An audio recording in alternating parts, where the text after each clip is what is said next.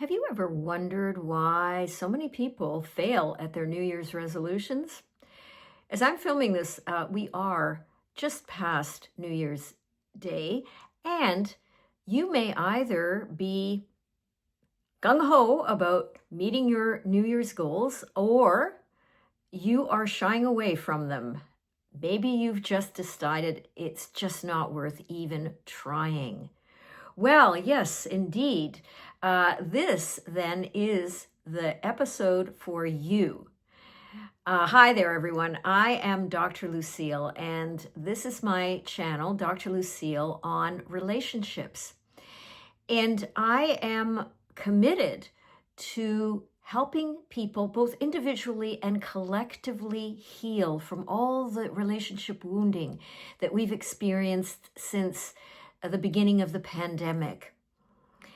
And I am bound and determined to try to help people get to that place where we can live in harmony and peace with one another, mend our differences, and create the better world that we desire, and maybe even experience unconditional love.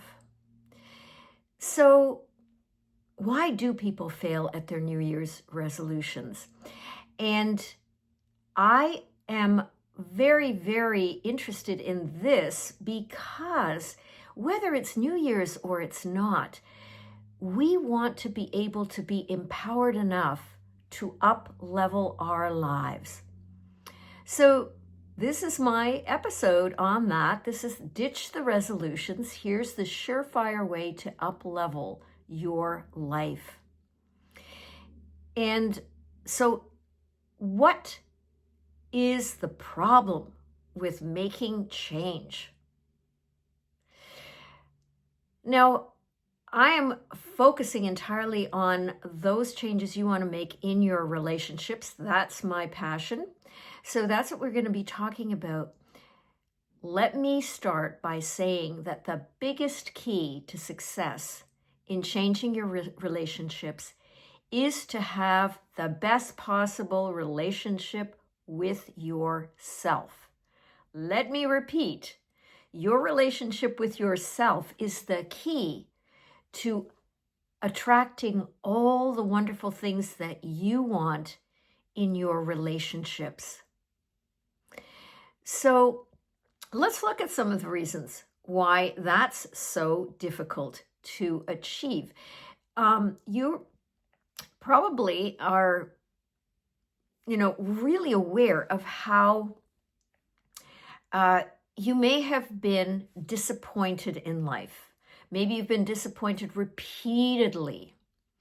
So one of the issues that goes into success at changing is the negative beliefs that you have programmed yourself with, or you've been programmed with over the course of your life. So the negative beliefs could start with when you're a child, you may have had this experience and you really, really wanted something, and your parents promised you that they would give you that, whatever it is.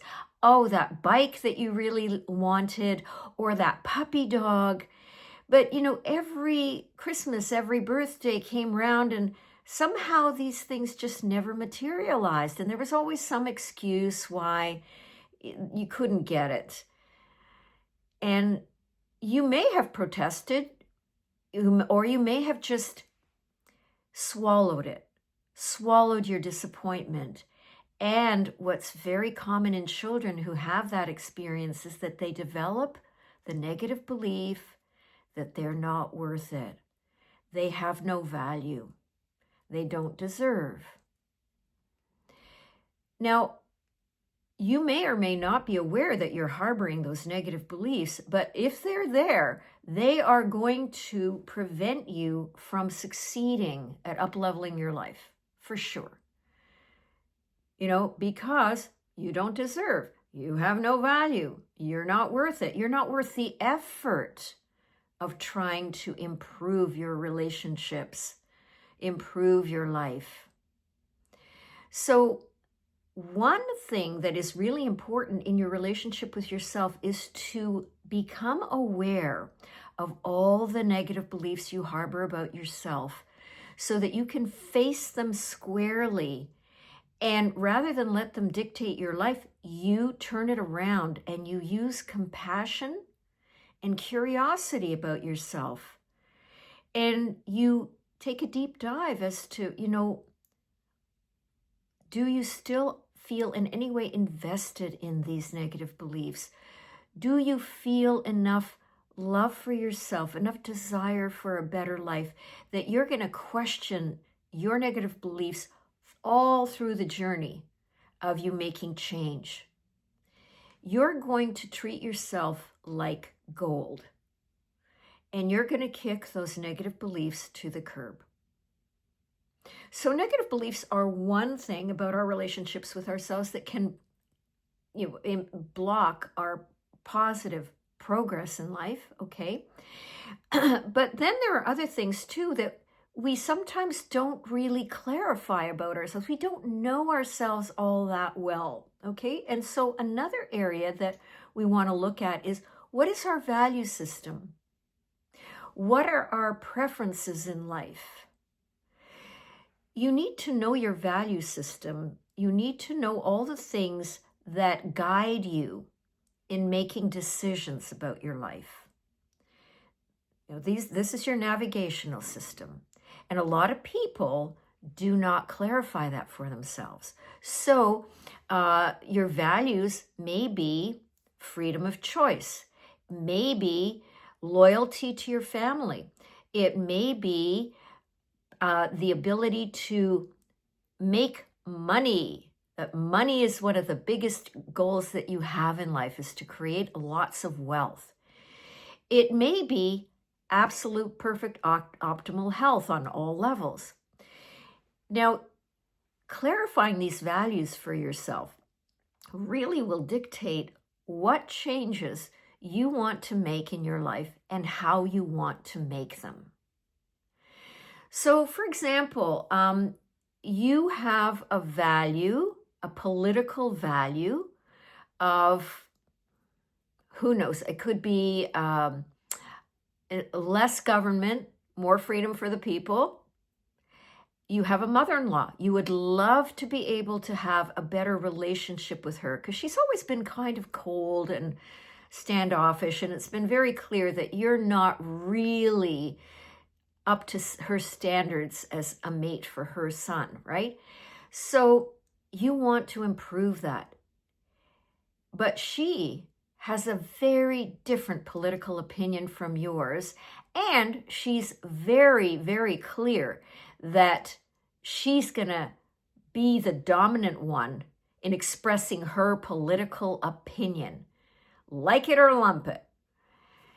And you are, you've tried and tried to get around it. You've tried and tried to, try to get her into a discussion, or maybe you could see each other's point of view, and it's not working. And you can say to yourself, okay, well, I'll just go along with whatever she says. Well, how long do you think that's going to last before it breaks down completely? You won't be able to tolerate it. You won't be able to stomach it. You won't be able to sit around at a family gathering and just listen to everybody's political opinions, which are different from yours. So you probably don't want to use that as your goal, your desire for improving a relationship. You might want to just leave that. You might want to just, keep that relationship with your mother-in-law superficial. On the other hand, you might decide that you are going to find new friends who share your values. And that's a wonderful thing because, you will feel so much more supported. You will feel so much more like you belong somewhere. You will feel like you're safe to grow in that kind of situation. Maybe you do join a political party, you do volunteer work, whatever, and you meet really good friends along the way. So that's one example of how your values can guide you in going in the right direction and meeting your goals, uh, meeting the success that you're so looking forward to, expanding your life. So it involves getting to know yourself, really getting to know yourself, who you really are.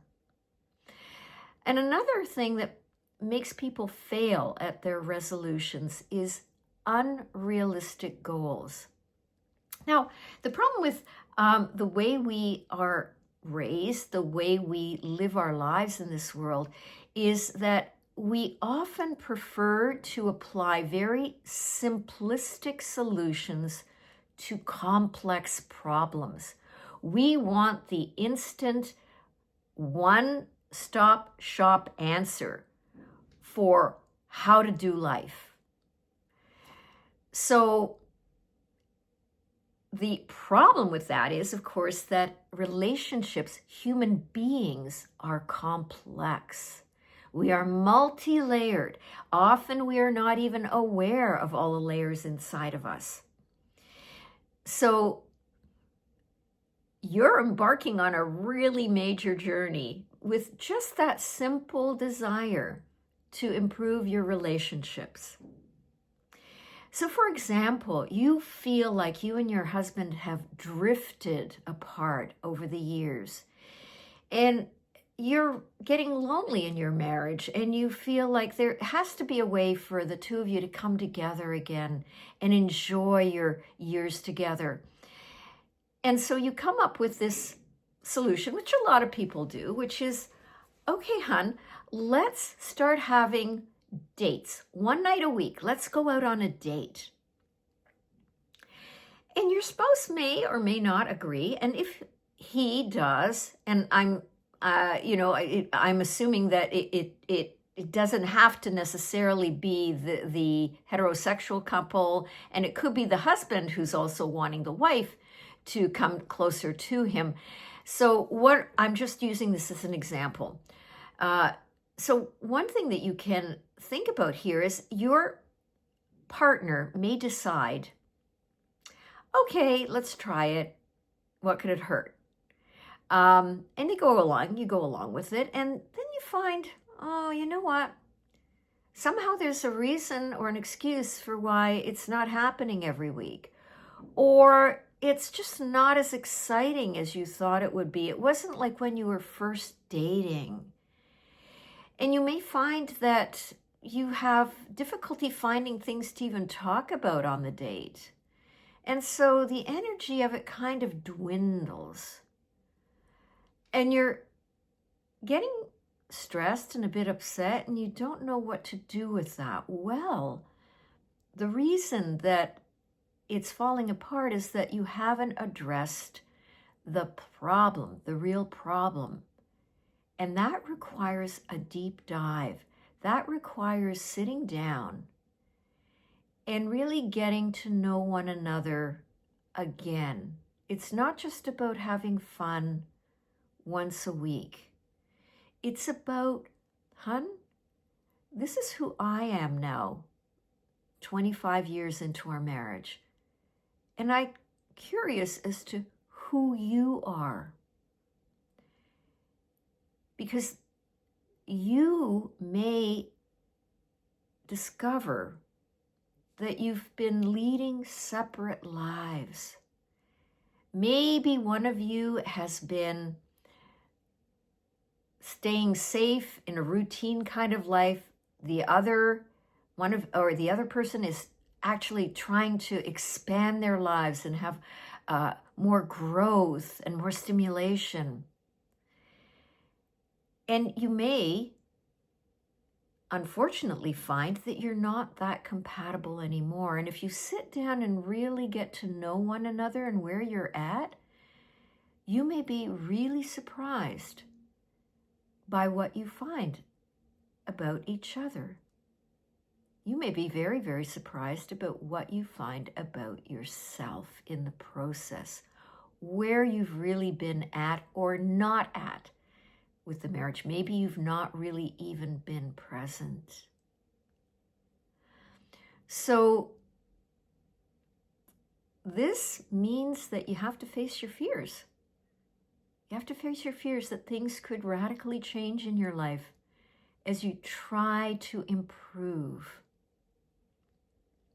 I often have done marital therapy with couples, and the one thing that is, a piece of informed consent that couples have to understand at the beginning of therapy is you may go through this process and discover that your partner and you are not on the same page, that you may grow, your partner may grow, but that does not in any way guarantee that you're going to grow in the same way, in a compatible way with one another. So you would love to have better relationships, but you may find that in the process of trying to make better relationships, things just don't work out. And maybe there's then an opening to explore a whole different set of relationships. So one of the things that is important in your journey to up-leveling your life is to focus on the journey itself, not so much getting to the destination, because you desire a certain destination, to get to a certain destination. You desire better relationships. But the process of getting there may teach you that you've changed. You may need to continue changing in ways you hadn't expected. And the relationships you started out with are not going to be the ones that you continue to work with, to live with. So, sounds like a lot. Let's just summarize. So the biggest key to success, the biggest key is your relationship with yourself.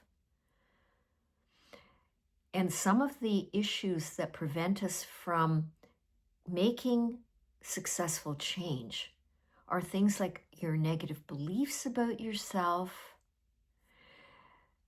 your lack of awareness of who you are, like what are your values?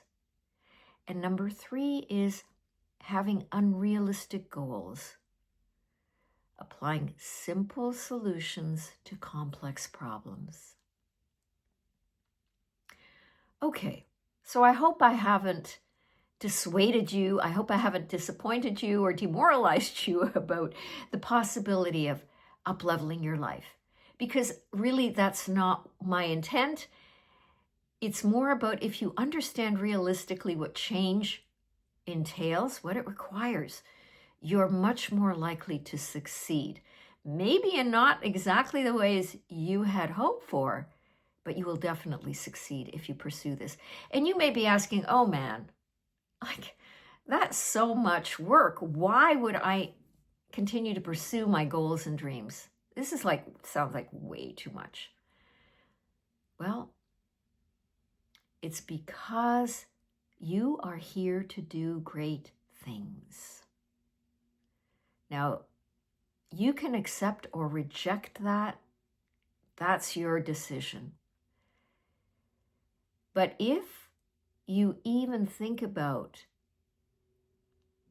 how you are made up on a physical level, if you think about that even one cell of your body has so much activity in it, so much conscious awareness of all the reactions that need to happen to keep you alive, to keep you awake, to keep you moving through your life. One cell of your body is doing thousands of things every second of the day that you're not even aware of to keep you going. That one cell is in itself a miracle, and you are made up of trillions of them. We all are. So, really, we're only made to sit around and watch Netflix and just kind of survive? I don't think so. But again, you can argue with me. You need to reflect at some point in your life, what is my life all about, right?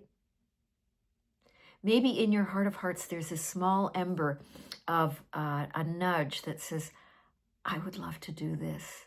There is something in me that wants me to do this, to write that book, to become a teacher, a great teacher, to become a world-class figure skater, whatever it may be. There is some dream inside of you. There is some purpose to your life. So you will pursue your journey of upleveling your life if you have a deep desire to contribute to this world, if you have a deep desire to fulfill your purpose. And so you become your own best coach. So I hope that this has helped. I hope it stimulated some thought. I hope it may have inspired you. But even if it didn't, I would love to hear your comments. If you feel so inclined, please give this video a like, comment, subscribe, and share. And I wish you all a most wonderful year ahead. Blessings to you all, and I will see you in the next video.